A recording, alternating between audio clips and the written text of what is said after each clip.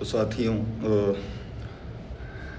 आज आपकी साक्ष्य अधिनियम की क्लास है।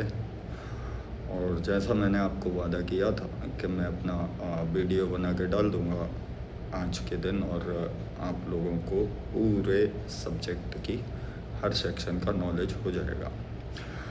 हाँ, दिक्कत यह है कि ऑनलाइन में आप लोग तुरंत मुझसे क्वेश्चन नहीं कर पाएंगे, तो ये वीडियो में डाल दूँगा।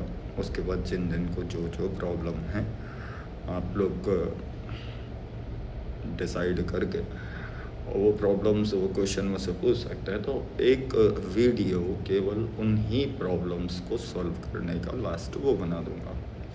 तो हम लोग पढ़ चुके थे कि जो पुराने जजमेंट हैं वो किसी अन्य केस में यूज़ हो सकते हैं क्या, तो हमने ये सब पढ़ लिया था। अब जो रिलेवेंसी बताई गई है वो ओपिनियन की बताई गई है कि कोई व्यक्ति राय देता है, मतलब राय का मतलब आपने कुछ सेक्शनें पढ़ी जिनमें हेयर से एविडेंस अपवाद के रूप में बताया गया है। हेयर से एविडेंस बोले तो अनुश्रुत साक्ष्य, बोले तो ऐसा साक्ष्य जो डायरेक्ट कनेक्टेड नहीं है। जो व्यक्ति एविडेंस देने आया है ना तो वो आई विटनेस है ना, ना उसने उन परिस्थितियों को सुना है, किसी और ने उनको बताया और वो आके बता रहे हैं। मतलब हेयर से एविडेंस बोले तो सुनाया जाने वाला साक्ष्य। तो अगर हम इन जो अभी धाराएं पढ़ेंगे ओपिनियन से रिलेटेड, अगर हम वहाँ पे देखते हैं तो इसकी एविडेंशियल वैल्यू की क्या कंडीशन है, तो एविडेंशियल वैल्यू बड़ी कम होती है इसकी। क्यों? क्योंकि डायरेक्ट एविडेंस नहीं होता, और राय किसी की हमेशा सही हो ये आवश्यक नहीं, कहीं ना कहीं कुछ चीज़ें रह जाती हैं। तो सबसे पहली जो सेक्शन है वो है विशेषज्ञों की राय। मेरे पास जो बेयर एक्ट है अभी हाथ में वो एविडेंस एक्ट का है, 1872 वाला। आप लोग जिसमें से पढ़ रहे हैं वो आप पढ़ रहे हैं भारतीय साक्ष्य अधिनियम 2023। दो सेक्शनों का अंतर है। तो अब मैं सेक्शन नहीं बोलूँगा, लेकिन सेक्शन की हेडलाइन से आपको समझाऊंगा, आप पढ़ेंगे आपको समझ में आ जाएगा। पहली जो सेक्शन है वो बात करती है विशेषज्ञों की राय, कि भाई यहाँ आप कोई ओपिनियन ले रहे हो तो किस व्यक्ति से लोगे। ये कॉमन सेंस वाली बात है कि आप किसी से राय उस विषय में लोगे जिसमें वो एक्सपर्ट है। मैं कानून के बारे में एक आम आदमी को राय चाहिए तो किससे लेगा? जो कानून का एक्सपर्ट है। अब एक्सपर्ट बनने के लिए दो में से कोई एक चीज आवश्यक है। दोनों हैं तो बहुत बढ़िया है, और दोनों नहीं है तो कम से कम एक चीज तो आवश्यक है। क्या? कि जिस विषय के वो विशेषज्ञ हैं उस विषय में उन्होंने पढ़ाई कर रखी है, उनके पास डिग्री है। जैसे एक वकील LLB किए हुए होता है, वो पढ़ाई किए हुए होता है, तो वो विशेषज्ञ है कानून का, भले ही वो वकालत ना करता हो। जैसे किसी लॉ कॉलेज का प्रोफेसर, वो वकालत नहीं करता है लेकिन थ्योरी में वो सिखाता है ना, वो बताता है कानून क्या है। ऐसे ही अगर हम बात करते हैं डॉक्टर्स के, किसी चोट को देखकर ये बता पाना कि इसने आत्महत्या की है या इसको मारकर बाद में ये स्थिति हुई है, तो जो पीएम रिपोर्ट आती है उसमें बहुत कुछ क्लियर हो जाता है। मैं एक उदाहरण से आपको समझाता हूँ, आपको समझ में आएगा। और उदाहरण भी थोड़ा सा ऐसा जो काफ़ी ज़्यादा फेमस है। आप लोग ने एक मूवी देखी होगी, उस मूवी का नाम है the untold story MS Dhoni. इसमें जो एक्टर है सुशांत सिंह राजपूत, ये IIT टॉपर है, गोल्ड मेडलिस्ट है, और एस्ट्रोनॉट में, अर्थात अगर हम बात करें ब्रह्मांड से संबंधित जैसे चांद, तारे, सूरज, इसमें बड़ा इंटरेस्ट था इस व्यक्ति को। इसने अब ये कैसे पता है कि ये टेलीस्कोप रखता था और रात के समय पर उस टेलीस्कोप से ये चांद, तारे, इन सबको देखा करता था कि ब्रह्मांड में क्या परिवर्तन आते हैं। मतलब एक वेल इंटेलिजेंट व्यक्ति था। लेकिन चूँकि बॉलीवुड में एंटर हुआ, और बॉलीवुड में एक बहुत ही बड़ी कमी है कि सक्सेस के साथ ड्रग्स आता है। ड्रग्स लिए होंगे इन्होंने। और दूसरी प्रॉब्लम है बॉलीवुड में नेपोटिज्म की, कि भैया अमिताभ का लड़का है तो करेगा, या चलो कुछ लोग जैसे शाहरुख हुए, आमिर हुए, ये लोग आ गए हैं, लेकिन अब ये वहाँ पहुँच गए। इनका कोई गॉड फादर नहीं था, लेकिन ये वहाँ पहुँचने के बाद ये गॉड फादर बनना चाहता है, मतलब किसी अन्य को नहीं लाना चाहता है। कई सारी स्टोरीज़ हैं इस विषय पर, लेकिन CBI ने जो अपनी क्लोज़र रिपोर्ट सौंपी, तो उसमें बहुत सारे ऐसे फैक्ट थे जिससे ये क्लियर था कि ये केवल और केवल सुसाइड है, ये मर्डर हो ही नहीं सकता। कैसे? तो देखें, पोस्टमार्टम जो रिपोर्ट होती है उसमें यह होता है कि व्यक्ति ने अगर फांसी लगाई है, फांसी लगा के वो मरा है, तो चोट के निशान नहीं होंगे उस पे। और अगर उसको किसी ने हत्या की है तो कहीं ना कहीं अगर कोई फांसी पर लटकाएगा तो सामने वाला विरोध तो करेगा। दूसरी कंडीशन तो फिर एक पॉइंट ये उठता है कि ऐसा भी हो सकता है कि बेहोशी का इंजेक्शन देने के बाद उसको लटका दिया गया। तो इसमें भी पोस्टमार्टम करते समय ही डॉक्टर्स पता कर लेते हैं, क्योंकि अगर किसी को जहर दे के या बेहोशी का इंजेक्शन या ऐसा कुछ दे के मारा गया है, तो उस व्यक्ति में से पोस्टमार्टम करते समय स्मेल टाइप की आती है।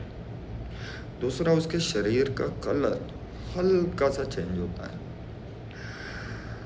ठीक है, इसमें डॉक्टर नहीं बता पाते कि संभावनाएं हैं गलती की, ऐसा नहीं है। तो जब भी PM होता है किसी भी बॉडी का, तो डॉक्टर्स एक विसरा निकालते हैं अंदर से। विसरा बोले तो एक ऐसी थैली जिसमें आप जो कुछ भी खाते पीते हो वो रहता है।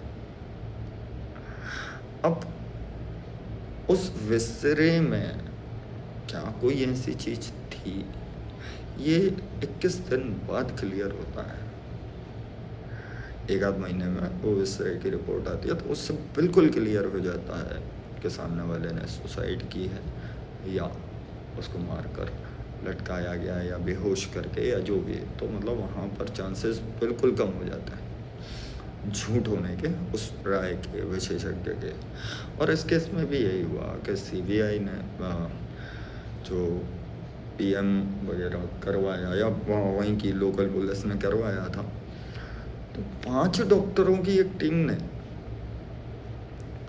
उसका PM किया था, और हर एक डॉक्टर की यही ओपिनियन थी कि ये सुसाइड है, ये मर्डर नहीं है किसी भी कंडीशन में। अब डॉक्टर्स इतने दम से कैसे बोल गए और हर एक डॉक्टर की यही राय कैसे रही? तो विसरा रिपोर्ट उनके सामने थी। और एक तथ्य ये आता है कि जनरली जो पंखा लगाया जाता है वो जिस जगह पे व्यक्ति सोता है उसके जस्ट नीचे लगाता है ताकि मैक्सिमम एयर उसको आए। लेकिन जिन घरों में जनरली एसी लगे होते हैं, है ना, तो इतना कोई ध्यान नहीं दिया जाता पंखे की पोजीशन पे। तो यही उसके साथ था, थोड़ा सा साइड में बेड था जहाँ पर पंखा था। सुशांत की हाइट थी 5'10" और वो जो मरा पंखे की और उसकी हाइट 5'11". तो अधिकतर लोगों का क्वेश्चन था कि जब कोई व्यक्ति हैंगिंग करता है, लटकता है गले में, तो 1 इंच का तो वो तो एड़ी ऊंची करके या पंजे ऊंचे करके उसको, और जब किसी के साथ ऐसा होता है तो तुरंत करेगा ही नहीं। है गलत चीज़ है। क्यों? क्योंकि जैसे ही व्यक्ति को हैंग किया जाता है, लटकता है, तो सबसे पहले उसकी ये हड्डी टूटती है ऊपर की, जिसको आप कंठ बोलते हैं, बैक साइड आप देखते हैं। और वो जैसे ही टूटी तो उसका कनेक्शन ख़त्म। माइंड आदेश दे ही नहीं पाता है पैरों को, उसको कुछ पता ही नहीं पड़ता और सांस रुक जाती है, आदमी डेड हो जाता है। तो बड़ा क्लियर है इन सब में, है ना। तो कुल मिला के हो सकता है कि जो डॉक्टर्स हों उनकी ओपिनियन बहुत हद तक सही हो, लेकिन फिर भी ओपिनियन है और आई विटनेस होता है। एविडेंशियल वैल्यू हमेशा जो डायरेक्ट एविडेंस देने आया उसकी ज़्यादा होती है ना। ये भी जैसे कन्फेशन, जैसे रेस्ट टेस्ट, ये सेक्शन भी हेयर से एविडेंस का अपवाद है, अनुश्रुत साक्ष्य का अपवाद है, ध्यान रखना।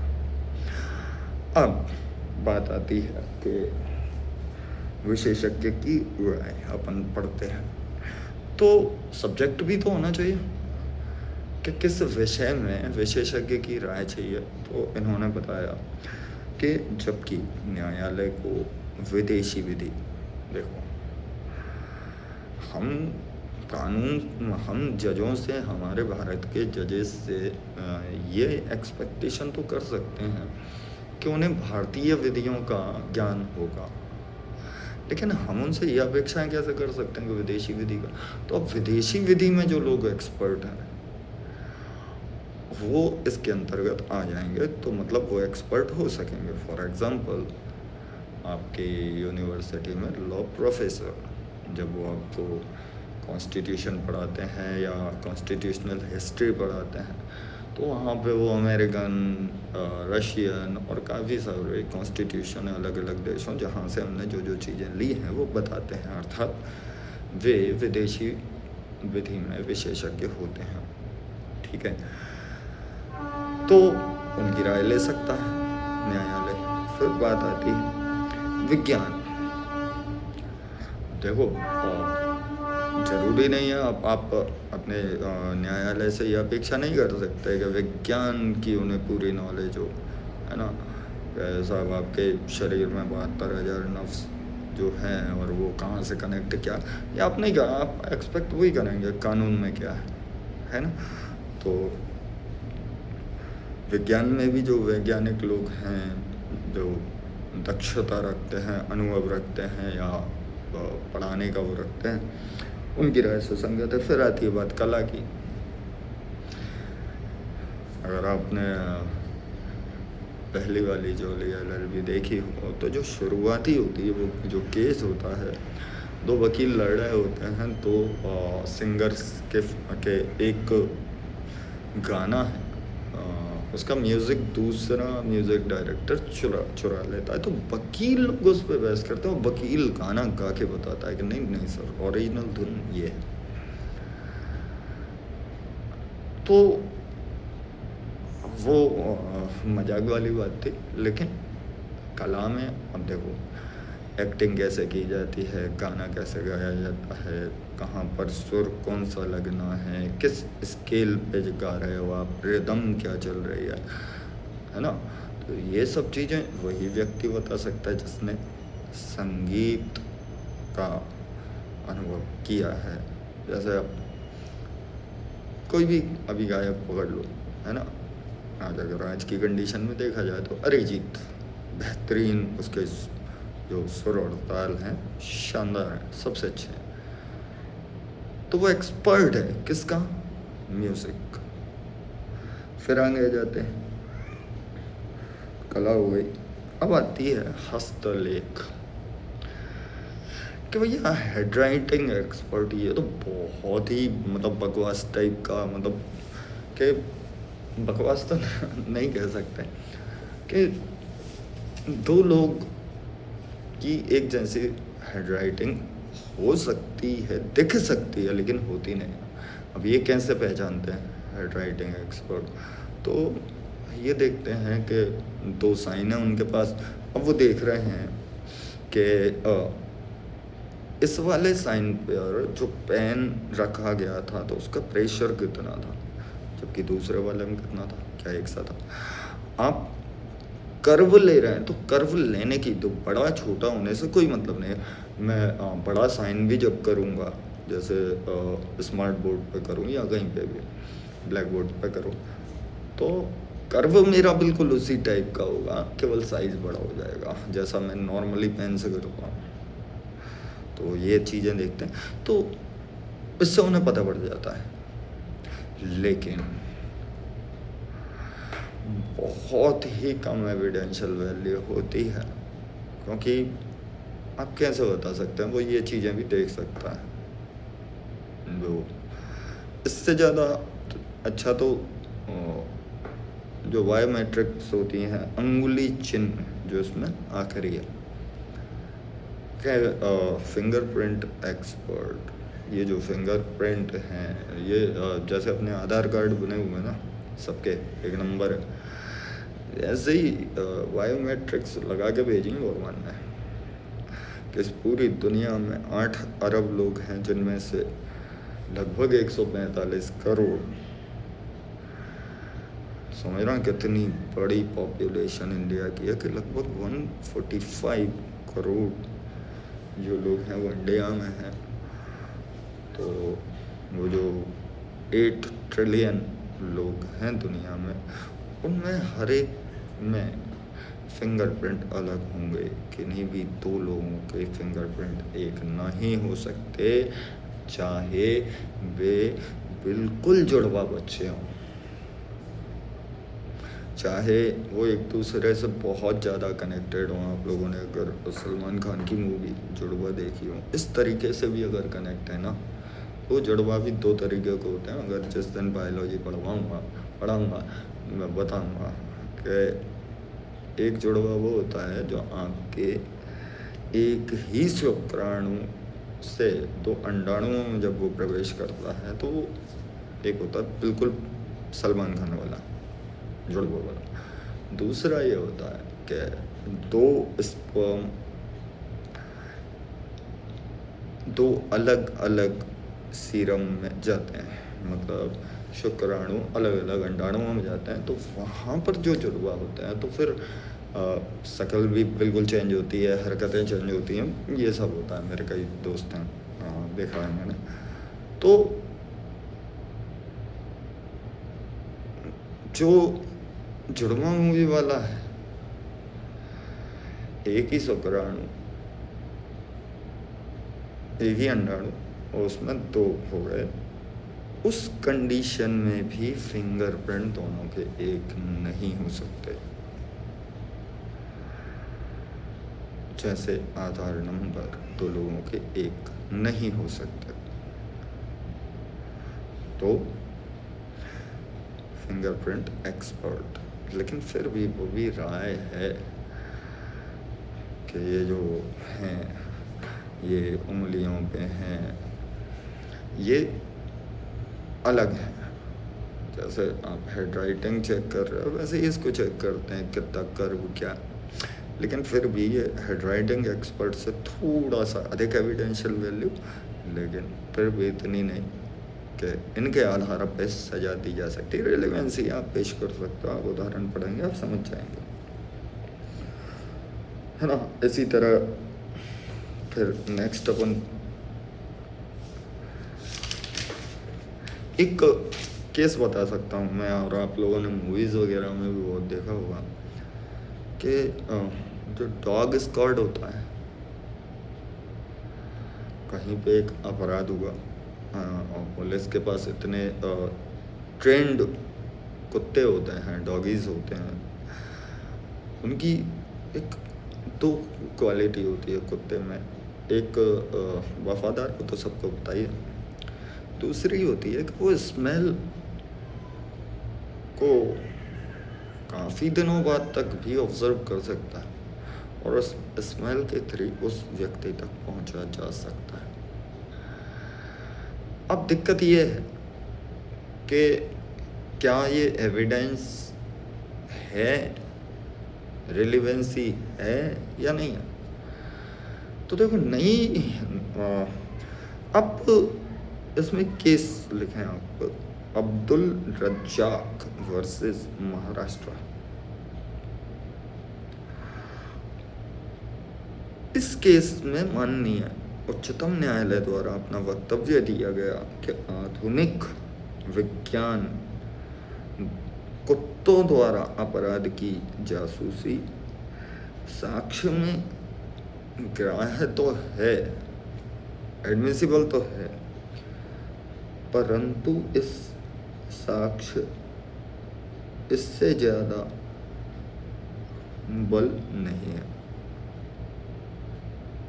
अच्छा,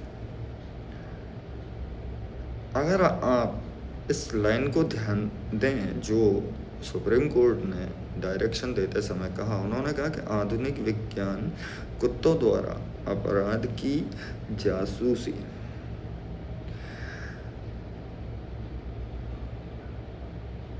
एडमिसिबल है। उन्होंने ये नहीं बोला कि रेलिवेंट, एडमिसिबल है। और इससे ज़्यादा इसका कोई बल नहीं है। अब आप देखें वो, और ये सब कहने के पीछे का रीज़न ये था कि एक कुत्ते को आपने एक्सपर्ट माना। अभी आपने जो पढ़े थे फिंगरप्रिंट एक्सपर्ट, गायक, जो भी एटलीस्ट, वो अपनी ओपिनियन देते हैं और उस ओपिनियन को उन्होंने क्यों दिया है वो डायरेक्ट कोर्ट के सामने आते हैं। उस ओपिनियन को धारित करने के लिए जो आधार उनके पास थे वो सामने वाले वकील को मौका मिलता है, एडवोकेट को, कि वो उनसे क्रॉस कर सके और पूछ सके। अब डॉग स्क्वाड के संबंध में कंडीशन ये है कि विशेषज्ञ कुत्ता, क्रॉस एग्जामिनेशन कैसे करो कुत्ते का। चलो ये मान भी लिया जाए कि भैया जो कुत्ते का एक मालिक होता है जो उसकी लैंग्वेज समझता है, तो आप उससे क्रॉस कर लेना। तो ये कैसे डिसाइड करोगे कि उसका जो मालिक है वो एक्चुअल में वही समझा है जो वो बताना चाह रहा है, क्या गलती नहीं हो सकती। इसलिए उन्होंने कहा, देखो आप जब साबित की परिभाषा पढ़ते हैं, मैं उस टाइम भी जब आप लोगों को ऑफलाइन पढ़ा रहा था, मैंने ये चीज़ क्लियर की थी कि ज़रूरी नहीं है कि रिलीवेंसी वाली चीज़ ही एविडेंस के तौर पर एडमिट करेगा कोर्ट। नहीं है, अगर आप प्रूफ की परिभाषा पढ़ें, साबित की, तो उसमें क्या लिखा है। जब हम वो परिभाषा पढ़ते हैं साबित की, मैं देख के ही पढ़ के बता दे रहा हूँ आपको एक शब्द, ताकि क्लियर हो, आपको दिक्कत ना आए ना। तो साबित की जो परिभाषा है, उन्होंने कहा कि कोई तथ्य साबित हुआ कहा जाता है जब न्यायालय अपने समक्ष के विषयों, इसको अंडरलाइन कर,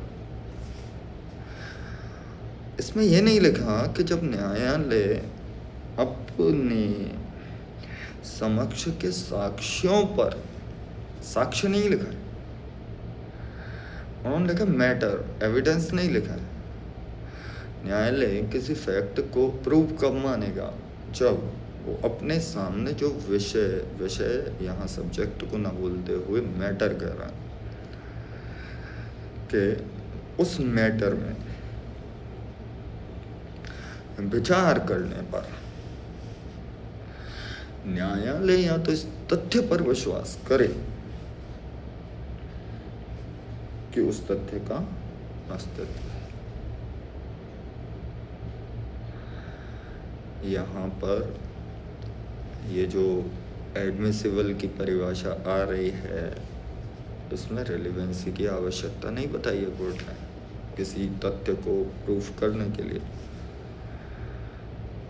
ग्राह्यता हो सकती है, लेकिन रिलेवेंसी हो जो चीज़ कोर्ट ने एडमिट की है, एडमिसिबल है, जो ली है, जरूरी नहीं है कि वो रिलेवेंट भी हो।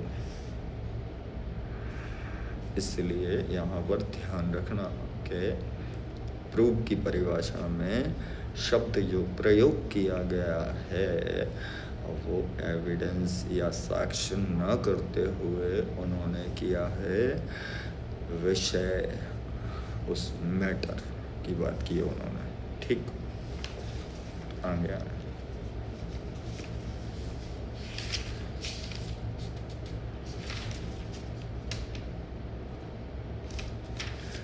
फिर आती है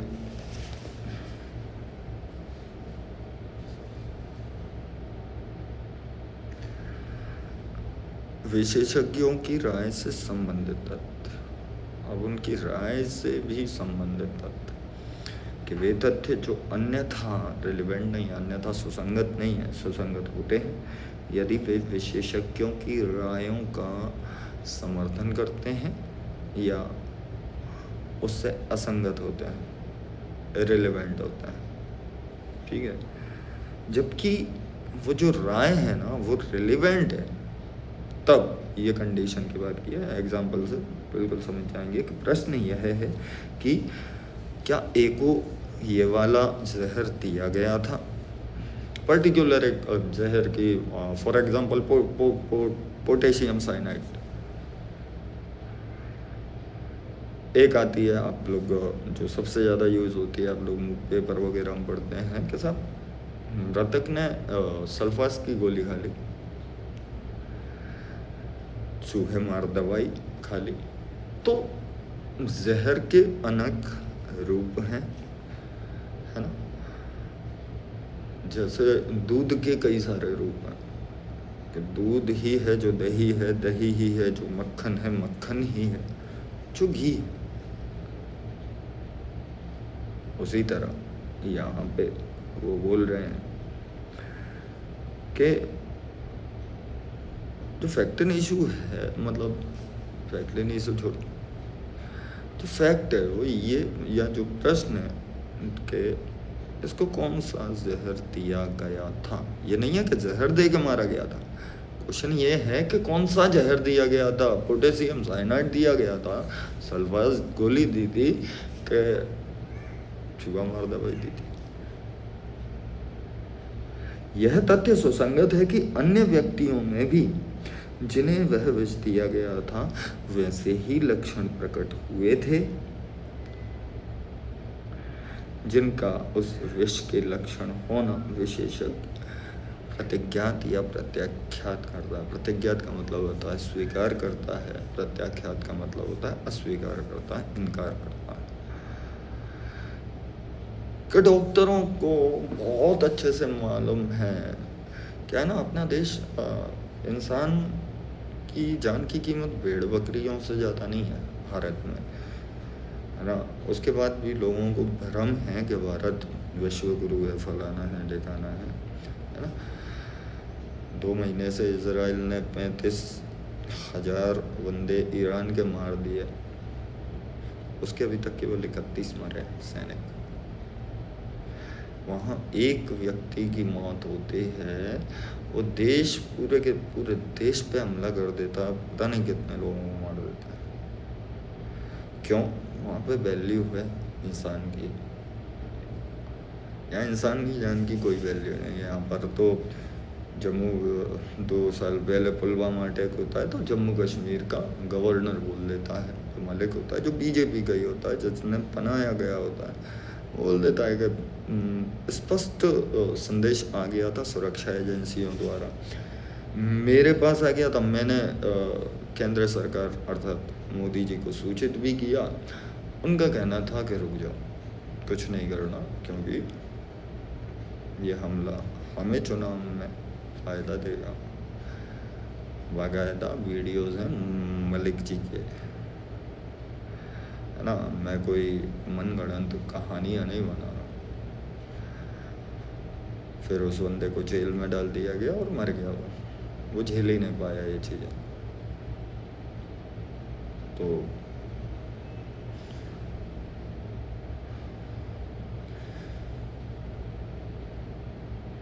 यहाँ पे मैंने ये चीज़ क्यों बताई,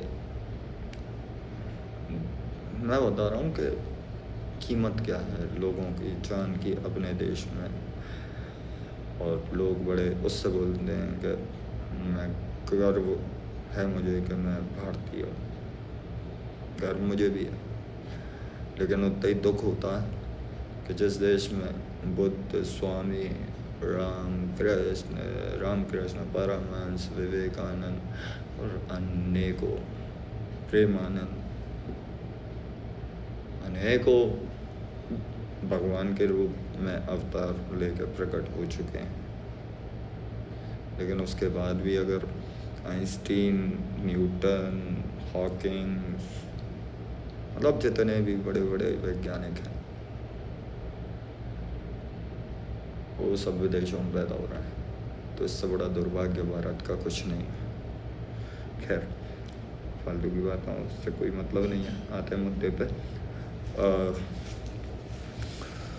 तो अब वो जो एक्सपर्ट आएगा डॉक्टर, वो बताएगा कि वो ये ओपिनियन क्यों धारित करता है। वो कहेगा कि साहब गुना जिला चिकित्सालय में प्रैक्टिस करता हूँ per day, generally on in average 24 घंटे में एक व्यक्ति सल्फास की गोली खा रहा है।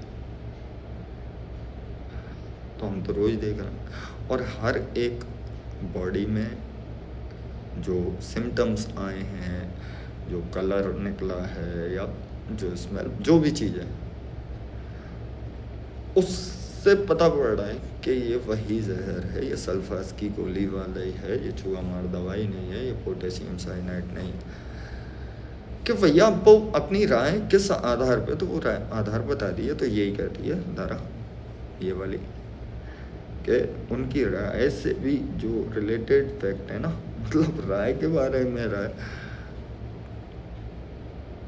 ठीक, नेक्स्ट आता है, ये बड़ी इम्पोर्टेंट है। इसकी हेडलाइन है हस्तलेख के बारे में राय कब सुसंगत है।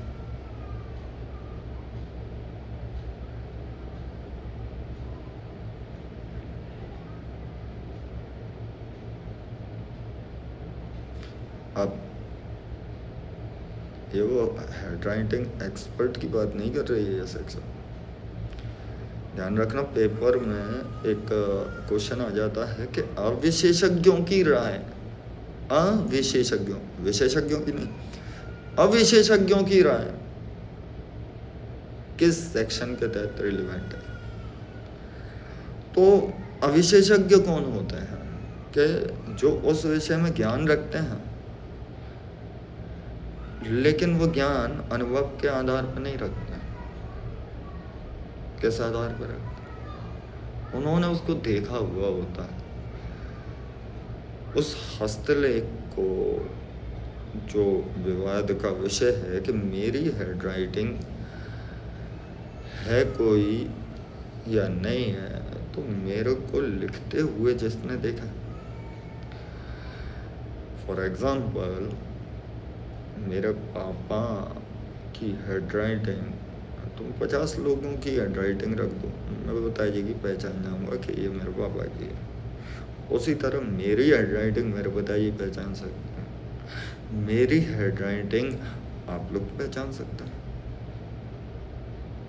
अब आप कहोगे कि हमने साहब आपको लिखते हुए नहीं देखा, लिखते हुए नहीं देखा, लेकिन मेरी हैंड राइटिंग बना दस्तावेज देखा है आपने।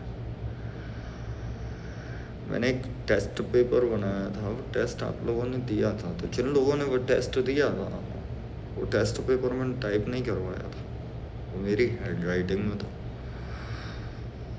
तो कारोबार के अनुक्रम में या जो भी परिस्थिति थी उसमें आपने मुझे लिखते हुए तो नहीं देखा, लेकिन मेरे द्वारा लिखे हुए दस्तावेज को आपने देखा। तो उसमें 2-3 लोग आएंगे। एक तो वो जो डायरेक्ट लिखते हुए देख रहे हैं, उसमें तो कोई दिक्कत है ही नहीं।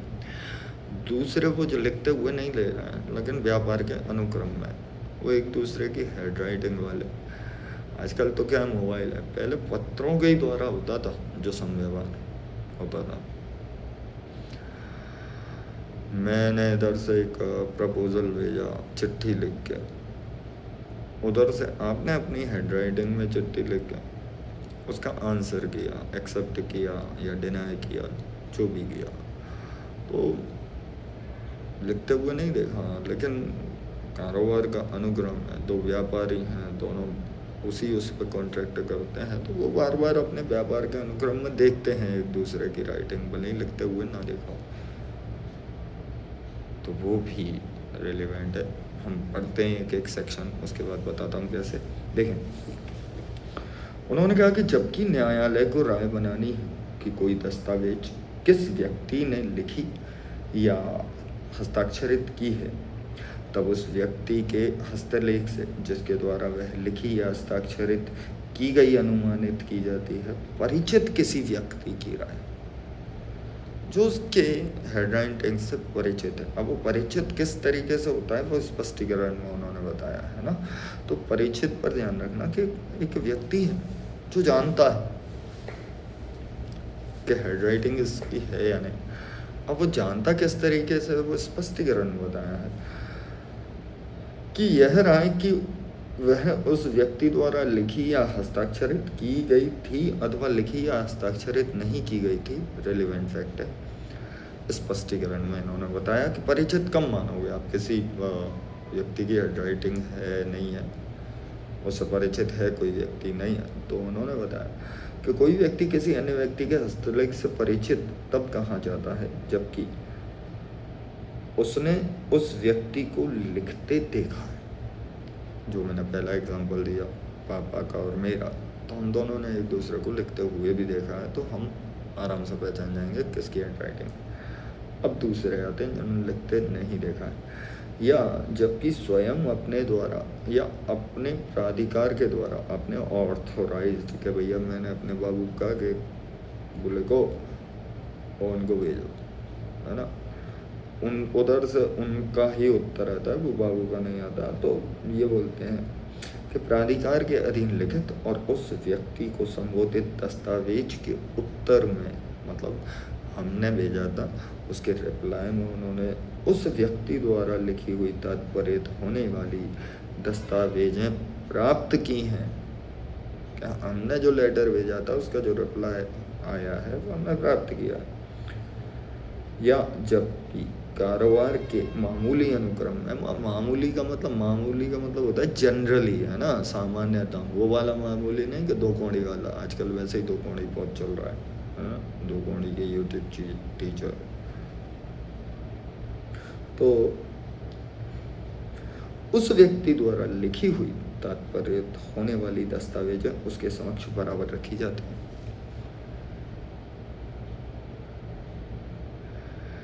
मेरे द्वारा लिखा गया टेस्ट पेपर, और लगातार मैं आपको पढ़ा रहा हूँ, हर सब्जेक्ट का टेस्ट ले रहा हूँ, तो आप लोग लगातार मेरी हैंड राइटिंग देख रहे हैं, भले ही आपने लिखते नहीं देखा, तो आप भी इस सेक्शन के तहत आपकी राय क्या है,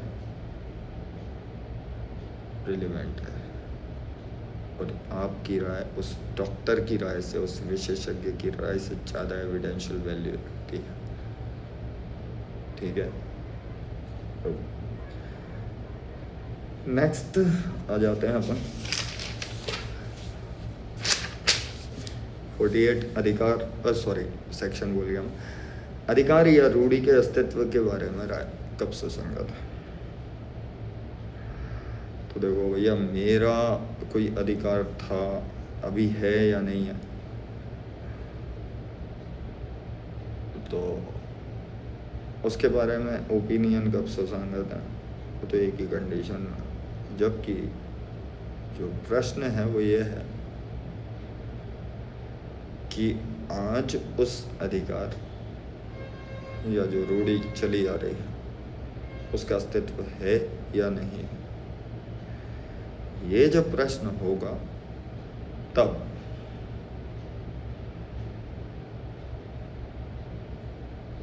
अधिकार और रूढ़ी के बारे में भी राय सुसंगत हो जाएगी। उन्होंने कहा कि जबकि न्यायालय को किसी साधारण रूढ़ी या अधिकार के अस्तित्व के बारे में राय बनानी है, तब ऐसी रूढ़ी या अधिकार के अस्तित्व के बारे में उन व्यक्तियों की राय सुसंगत है जो यदि उनका अस्तित्व होता तो संभाव्यता उसे जानते होते।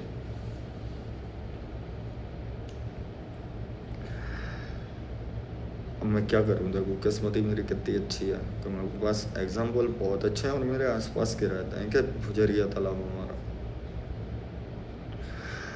अभी इसका गहरीकरण का काम भी चल रहा है। उसमें क्या है कि उस तालाब में लोगों ने कब्जा करके मकान बना लिया है अतिक्रमण करके। अब विवाद है सरकार और उन मकान वालों के बीच। सरकार चाहती है कि इन मकानों को तोड़ दिया जाए और तालाब को उसकी पूर्व स्थिति में ला दिया जाए, और वो जो लोग हैं जिन्होंने कब्जा किया वो कह रहे हैं कि नहीं साहब, हमने तो खरीदा प्लाट और उसके बाद बनाया। तो प्रश्न मुद्दा यही है। तो यहाँ पर ऐसे व्यक्तियों की राय जो उस समय पर जीवित थे, जैसे मेरे दादाजी की राय या दादाजी के पापा जी की राय, क्या हम ये चीज प्रूव कर दें कि उन्होंने ऐसी कहा था कि ये जो गुजरिया तालाब था ये गुना का सबसे बड़ा तालाब था और पूरे गुना की पानी की पूर्ति इस तालाब के माध्यम से होती थी। तो उनकी ये बात ये उन्होंने कही होगी कभी। अभी आप पेश कर दो, है ना, जैसे आप मोदी जी के 2014 के पहले के वीडियोज आज उठा के डाल रहे हो इंटरनेट पे कि आदमी बेरोजगारी, महंगाई, डॉलर का भाव बढ़ना, पेट्रोल का बोट, डीजल, इन सब मुद्दों पे आए थे। लेकिन अब इन मुद्दों की बात ही नहीं होती, अब केवल एक ही बात होती है, हिंदू मुसलमान। तो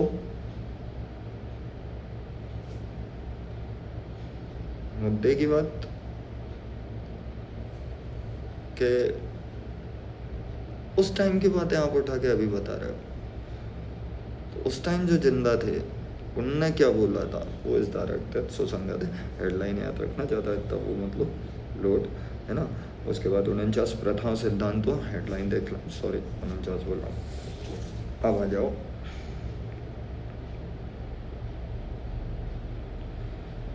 कैरेक्टर। किसी व्यक्ति का कैरेक्टर कैसा है, क्या आप इस बारे में एविडेंस दे सकते हैं कोर्ट में? क्या कोई ये कह सकता है कि ये तो सब, जैसे मेरे ऊपर आरोप लगा किस चीज का, कि मैं लोगों से पैसा ऐसे ही ठग लेता हूँ, पढ़ाता हूँ नहीं हूँ, फीस ले लेता हूँ और ऐसे ही ऐसे करके मैं ठग लेता हूँ, तो मेरे ऊपर केस लगा दिया। तो यह किसी का ठगा है, ठग लेता हूँ मैं। अब वो जो सामने वाला व्यक्ति है, प्रोसिक्यूशन, वो मेरे कैरेक्टर का एविडेंस देना चाहता है क्या साहब ये आदमी ही ऐसा है। जो पहली बात नहीं, ये इस पर कई बार ऐसे लग चुके हैं और ये हुआ है, तो नहीं, ये एविडेंस नहीं दे पाओगे आप बैड कैरेक्टर का साक्ष्य नहीं दे सकते, रिलेवेंट नहीं है शुरू में। आपका वो ये शुरू में क्या कह दिया आपने? तो भैया आप अच्छे कैरेक्टर का साक्ष्य दे सकते हैं, वो रिलेवेंस है। इस पे याद आता है, मैं एक हमारे बहुत अच्छे वकील साहब ने, मना बोल रहा हूँ, है ना, और नाम भी ले सकता हूँ मैं क्योंकि उनकी बुराई तो कर नहीं रहा। मैंने उनका 138 का दावा देखा, उसमें उस दावे में वो जो उनकी प्लीडिंग और ड्राफ्टिंग थी, वो मैं थोड़ा सा पहुँचक्का रह गया। वो लिख रहे थे कि जो आरोपी है जिस पर ये चेक बाउंस का मामले की बात कर रहे हैं, वो सब 8-8 घंटे पूजा पर बैठा रहता है, बड़ा धार्मिक किस्म का व्यक्ति है, उसने आज तक किसी का 1 रुपया नहीं खाया। मतलब ये क्या है, ये जो प्लीड कर रहे हैं वो, ये उसके गुड कैरेक्टर के बारे में बोल रहे हैं कि हमारा जो पक्षकार है वो बेहतरीन चरित्र वाला व्यक्ति है।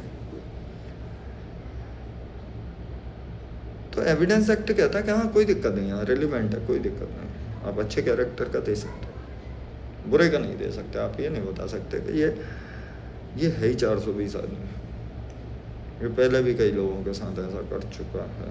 अब वो डायरेक्ट नहीं दे सकते, डायरेक्ट मतलब आप कब दे सकते हो? तो देखो भैया, आपने अपने अच्छे कैरेक्टर का साक्ष्य पेश किया, अब उसके अगेंस्ट में क्या आप झूठ बोल रहे हैं, मैं आपके बैड कैरेक्टर का एविडेंस दे सकूंगा, फिर वो रिलेवेंट हो जाएगा, यहीं से ये चालू होगी। और ये सब मैं बताता हूँ नेक्स्ट वीडियो में, है ना। क्या है, क्या ज़्यादा लंबा दे दिया तो आप देखोगे भी नहीं, मुझे पता है। तो अभी शुरू करता हूँ नेक्स्ट वीडियो। धन्यवाद।